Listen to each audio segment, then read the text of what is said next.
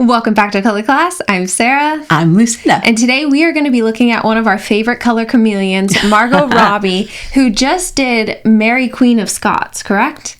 And she is in some gorgeous gowns and some gorgeous hair color. It's not the color that we're used to with her. I mean, I worry about her career because to me, she will always be Barbie.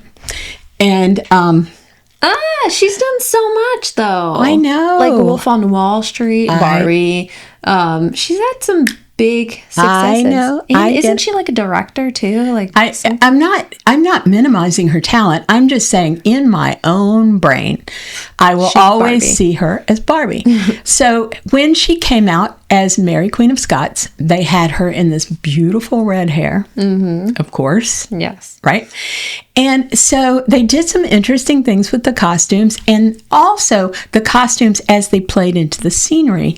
And that was they really worked with a muted palette. Yes. And in that muted palette, all you see is red hair. Like, I get it. They did the muted palette because they really wanted her red hair to be the absolute standout. Right. But it was too drab around her beautiful red hair, in my opinion. And I thought that if it were just a little, if her outfit alone, her costume alone, had a little more oomph to it, a little more purity of color, we would have gotten a better result instead of, this drab surrounding vibrant red hair. Mm-hmm. So I think the green, of course we put her in green. She has flaming red hair. So we did do the green look. It looks gorgeous on her. It really brings the focus to her because before it was bringing all of the focus to her hair. But now we're bringing her face into frame by using the bright green and red, creating that frame all the way through. And I wouldn't even call that green bright. I would just call it a more saturated version of the green. And you know what's crazy about it? When you were looking at her side by side with her blonde self, you didn't see any shadows. They wwere kind of equal as far as her neutral skin tone on her face. But in this version, look how much her face lights up from, the drab green versus this particular green that we decided we would give her. She looks gray comparatively to when she's in a color that matches the intensity of her hair.